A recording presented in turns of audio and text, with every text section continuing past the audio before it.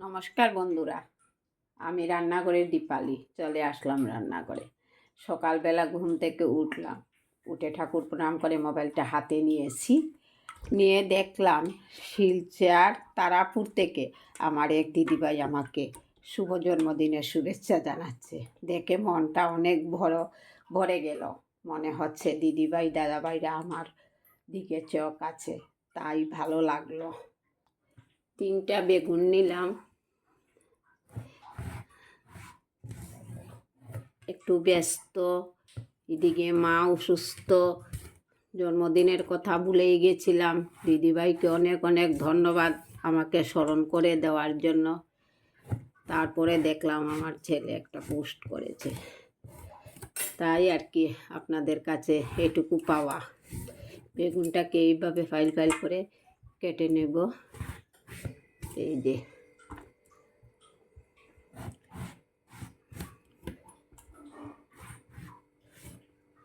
এইভাবে কেটে নিলাম 3টা বেগুনকে। দেখুন, বেগুন কাটা শেষ হয়ে গেছে আমার।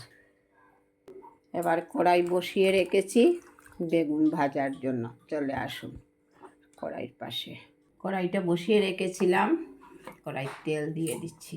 তাহলে বড়োদেরকে আমার তরফ থেকে আমার জন্মদিন, আমার প্রণাম নেবেন, আর ছোটোদেরকে আমার বুক ভরা ভালোবাসা। সবাই আমাকে আশীর্বাদ করেন আপনাদের পাশে থেকে, যাতে সুন্দরভাবে জীবনযাপন করতে পারি। এটুকু। তেলটা গরম হয়ে গেছে, কেটে রাখা বেগুন দিয়ে দেব। এই বেগুন দিয়ে দিলাম, পরিমাণ মতো নুন, পরিমাণ মতো হলুদ গুঁড়া দিয়ে বেগুনটাকে ভালো করে ভেজে নেব। ওইদিকে বেগুন ভাজা হচ্ছে আর আমরা ওইদিকে মশলাটা রেডি করে নিই। এই দেখুন, চিনাবাদাম দিলাম, কয়েকটা কাঁচা লঙ্কা দিয়ে দিলাম, কয়েক টুকরা আদা কুচি, অল্প শস্য একবার গুঁড়া করে রেখেছি এবার দিয়ে দিলাম।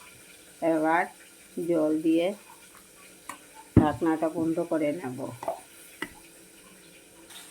এই যে দেখুন, মশলা পেস্ট করে হয়ে গেছে।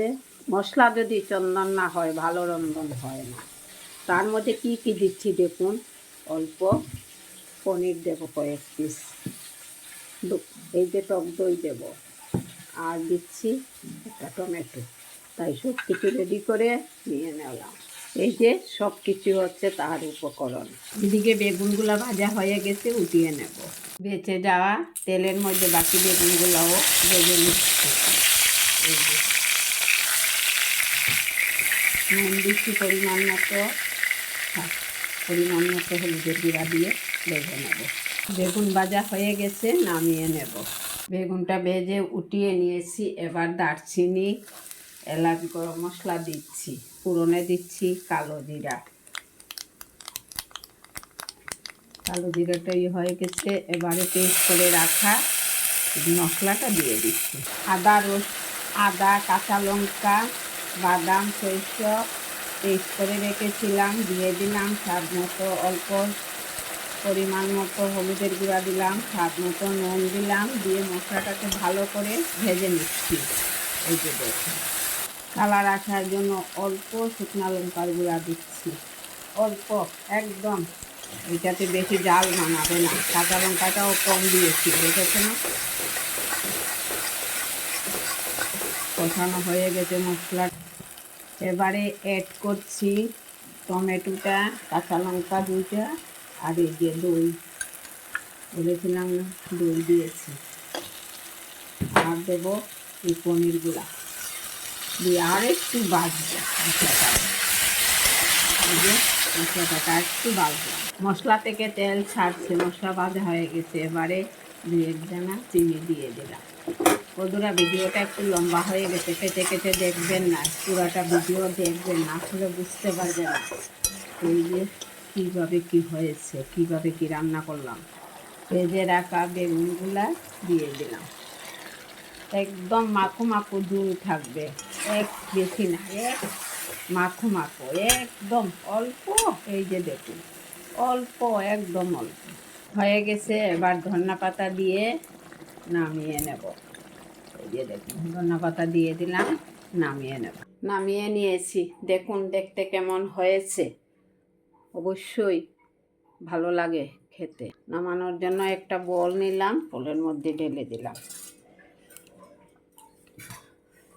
কেমন হয়েছে গো বন্ধুরা নিরামিষ রেসিপি, পনির, টমেটো আর বেগুন, দই, খুব টেস্টি হয় খেতে। আপনারাও একদিন বাড়িতে এইভাবে রান্না করে ট্রাই করে দেখবেন। রান্না করে দীপালি যে দেখাচ্ছে এটা কি ঠিকঠাক আছে, খাওয়ার যোগ্য নাকি।